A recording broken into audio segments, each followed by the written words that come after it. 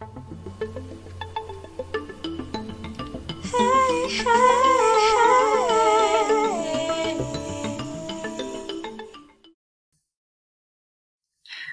everyone, and welcome to Laura May Talks. So today I have an interesting topic I really wanted to share with you, and I've actually come back from Tokyo, Japan in December to January. I stayed there with my partner. What an amazing place to go to, and I can certainly encourage you, if you haven't already been, very much a beautiful destination to go to. I've still got so much more to see of Japan, but wow, oh my goodness, people, what a trip. But for today, still part of my Japan trip, but not just focusing on Japan itself. My topic is more around stories that stay with us. So you probably can relate to this yourselves, but stories have such an effect on our lives at times, and whether it's in childhood or as an adult, or it could be any point in your life, but particularly in childhood, I think if you've gone through something quite traumatic, this is just based on my experience without sharing details, I can tell you that my experience was I ended up falling in love with Harry Potter, the series, and the books and the movies were both very vital, I guess, to my childhood, and even as an adult now, reflecting on what I experienced, but also finding hope in the possibility of what was to come and relating to others in the stories like Harry Potter himself. I mean, these characters that we find in these stories, what doesn't have to be Harry Potter, maybe it's something else for you, but I'm sure you're familiar with the tale of Harry Potter and how much it's actually impacted the generation when it came out, but even to this day, it is a phenomenon, and it is now being made into a TV show as well, which is incredible all these years later. So sit back, and I hope you enjoy hearing a little bit about my tour of the Tokyo Warner Brothers movie tour for Harry Potter. So wow, what a place that was. I actually went in December. So I was there in December near Christmas, and it was incredible. The people there are just beautiful, and the actual tour experience, the amount of effort and detail that they've put into this place is just beyond me. I mean, I knew it was going to be good, but you think it's going to be good versus what you actually find are usually two different things, really, isn't it? So when I arrived, my partner actually witnessed me crying tears of joy just out of the sheer overwhelm and being taken back to my first time watching the very first Harry Potter movie with my mum and my nana. Also, my love of the books, as I mentioned earlier, they were my safe space in childhood, and they really helped me in some traumatic times. These stories have stayed with me throughout my life and will never leave me. I mean, some people think that, hey, you're not a child anymore. Why are you still holding on to Harry Potter? But adults everywhere have resonated with it since it first came to be, just as books beginning with. I mean, not just as books. They are amazing books, but, it has it's really changed, I think, many generations. Being able to find something they enjoy reading gave me, I can tell you, a love of reading when I was not a very good reader. I did love books, but I don't think I was really ever a good reader until I got into Harry Potter. So those books really stuck with me for many reasons. So obviously, as I mentioned, I won't go into the trauma I had for personal reasons, but what I will share, and I'm sure many of you can relate to, how these stories may have shaped your life and other stories like it. And please feel free to talk amongst yourself after listening to the podcast. If you have any feedback, maybe you'd like to share that with me, and I'll add a way to share that at some point when I've put up my podcasts. But my goodness, these stories that absolutely just take us on a journey. This one, what a fantastical journey Harry Potter has been, from the books through to the movies. and so many human related experiences. I think people forget when they think, oh yeah, Harry Potter, fantasy, not really into it, hey. But these books are not just a fantasy. They are the human experience. They are the epiphany of what it is to be human. They share absolute wisdom, life experience, the ups and downs of being a child and an adult in different circumstances and being mistreated, but also being on top of your game. Like, it has everything in there. If you need books that you can resonate with and you haven't tried reading it, I highly encourage you to give it a go. If you think, oh, you know what, I might actually have a read of that. So definitely tuck into it if you haven't. So I wonder if hearing this story that I'm going to share today may spark up your own experience with certain media, even if it's not the books. Maybe you're like, hey, Laura, I don't really read books. Listening to your podcast is about as close to getting to a book I'm going to get to. But you can do an audiobook version of it if you want. Audible by Amazon is one of those options. There are many other places you can get audiobooks now, like Spotify. So definitely give it a go there if you think, hey, maybe I'll listen to it. But yeah, these stories that stay with us and you take through your life with you are the stories that are important for your life journey, because they kind of shape, I guess, part of the values and ethics of you as a person, or maybe they just give you hope, or maybe they just are a place to escape for you. And that's what makes them so great. Anyway, back to the tour in Tokyo. So, wow, just wow.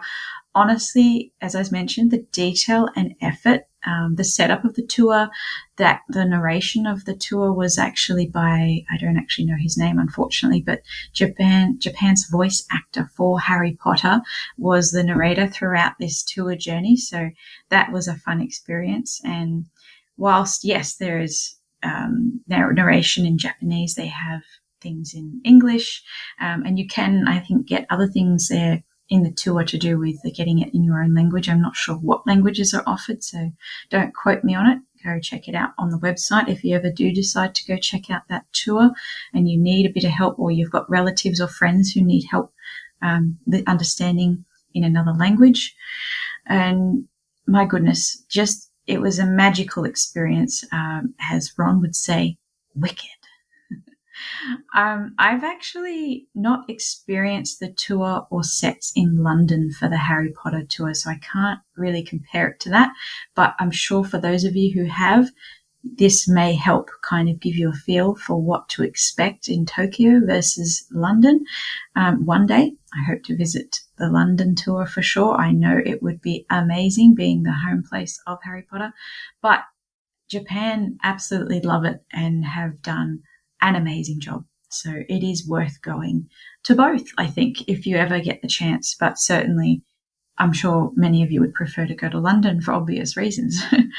Now, as mentioned, with the attention to detail, it is an immense amount of effort that's been put into this tour. They have original set designs that have been reconstructed just for the experience.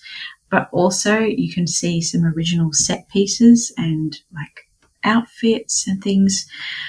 I couldn't stop crying to begin with when I walked in. The initial part of the journey and tour is where you sit and listen to some narration by the Harry Potter actor from Japan and some other actors from the series, as well as people who visited the tour and wanted to share a bit of feedback. But from there, the staff, who are very lovely, end up encouraging you to come on through, and you see appearing in the background the entrance to the Great Hall. I mean, what an entrance that was. It is incredible. It is life-size. The only thing that is missing on that part of the tour would be the actual ceiling, so you don't get to experience the amazing candles or ceiling, but everything else is in amazing detail, and I think they set it up according to the time of year. So at this time, because it was near Christmas, I got to see the feast, amazing. Oh, the detail with just even it was fake food, but they had goblets and plates that were just beautiful, looked just like the ones in the movies. I'm sure some pieces were original. They did kind of share bits and pieces that were original, like costumes as we went along, but they didn't tell me whether or not the actual pieces on the tables were original. So I'm guessing it's a recreation of what they had in the movies, but it was just so wonderful to see it all and see characters lined up along the staff table like Hagrid, Dumbledore, Professor McGonagall, Snape. It's just a mannequin, but they have the original costumes on them, which was great. And as you go on through, you will notice also some other beautiful things from the series. Has also got Fantastic Beasts included if you're ever interested or you're more of a fan of that part of the series. Fantastic Beasts has its own set of fans as well. Absolutely incredible. So you can see things from that, posters from it. Things are written in Japanese, but as I mentioned, they do share some things in English as well. So that does make the experience a little bit easier for tourists coming on through. And oh my goodness, you can experience things as if you're in Harry Potter. I got to be with my partner a part of the portraits that go around the moving staircase. You can't climb the staircase as far as I'm aware. At least you couldn't the day I went. It is blocked off, but you do get to see it, and it is life-sized and beautiful, and seeing all the portraits on the walls, plus the moving portraits mostly made by yourselves, filming yourself if you want to be part of that experience, who appear for a short time on the wall as a portrait moving. It's just amazing. After that, I couldn't tell you the exact order of things because there was just so much stuff that we went through, but you get to experience everything from, you can try out being filmed doing Quidditch later on, and that's something I chose not to do just because I thought, and some of the footage, whilst great, was maybe a little bit lacking if you wanted something that looks completely realistic. But for what you're getting, it is a really amazing offer to have that option there if you really want to take that back with you. I did actually take part in a few things, like in the Forbidden Forest. They have got a Forbidden Forest, yes, I know.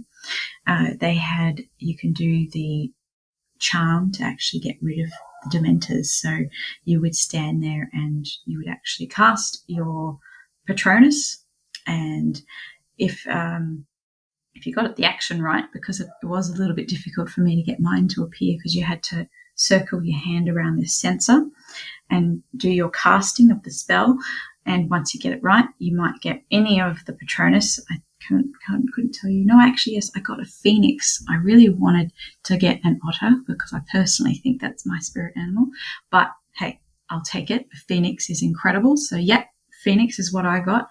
And it was just so fun going through, getting to see the animatronics, got to see Aragog.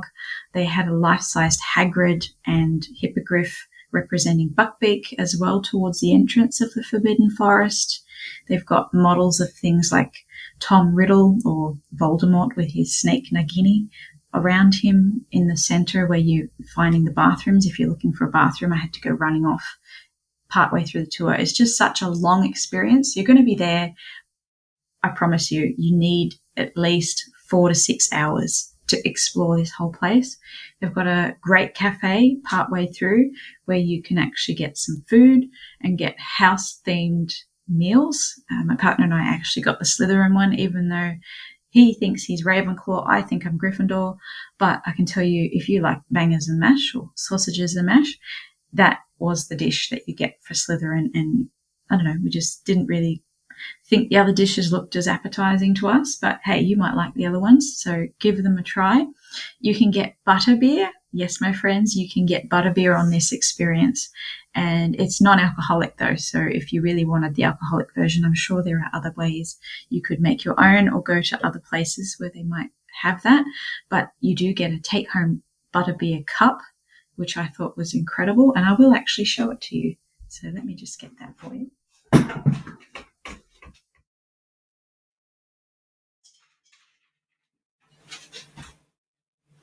So your very own take-home butterbeer cup, and it's plastic, but it's a fun cup. Certainly worth it if you really are a Harry Potter fan. I did get the booklet, so you can get a tour guide booklet that goes into detail about the making of the series, but also everything through set design to costumes and, all the bits and pieces from the movies that you might be familiar with or maybe not so familiar with if you haven't yet experienced it.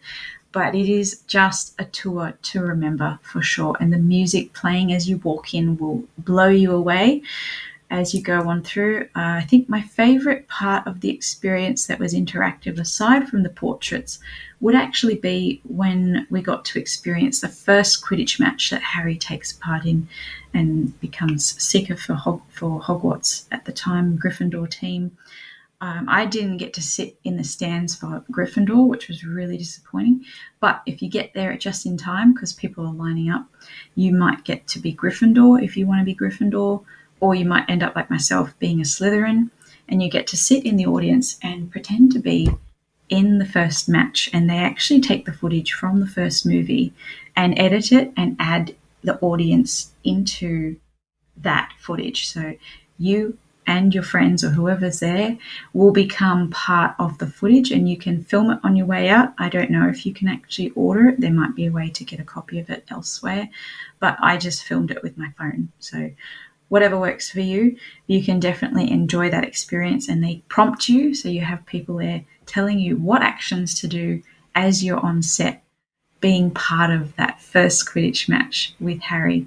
And wow, it was so much fun. And I can tell you, watching it back was hilarious, seeing yourself doing all the reactions to things, like when Harry was scoring and things like that.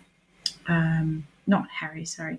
When the team of Gryffindor is scoring, or when Harry catches the snitch. I'm just so excited, honestly. Some of the details are getting away with me. But wow, honestly, if you haven't been to Tokyo and you need a reason to go to Tokyo, if you are a Harry Potter fan or you know someone who is a Harry Potter fan, I highly encourage you to go to this tour. Everything's there. You've got the night bus, you've got Hagrid's hut. I could be here for hours, honestly, explaining it to you, but I won't bore you with all of it. I just encourage you to go and experience this place. The staff are just beautiful. Seeing the original set designs, even if they were remakes, some of them, and at the very end, getting to see the Hogwarts castle model, which was actually full scale, but a smaller model of the whole Hogwarts grounds and castle. That was just beautiful. Seeing lights in the windows, it will blow you away. It is truly a magical experience, fitting of Harry Potter. So film lover or book lover, I think you would actually really enjoy that experience. So that is what story has actually stuck with me throughout my life, Harry Potter. And honestly, I feel the better for having experienced it. So I highly encourage you to go check it out.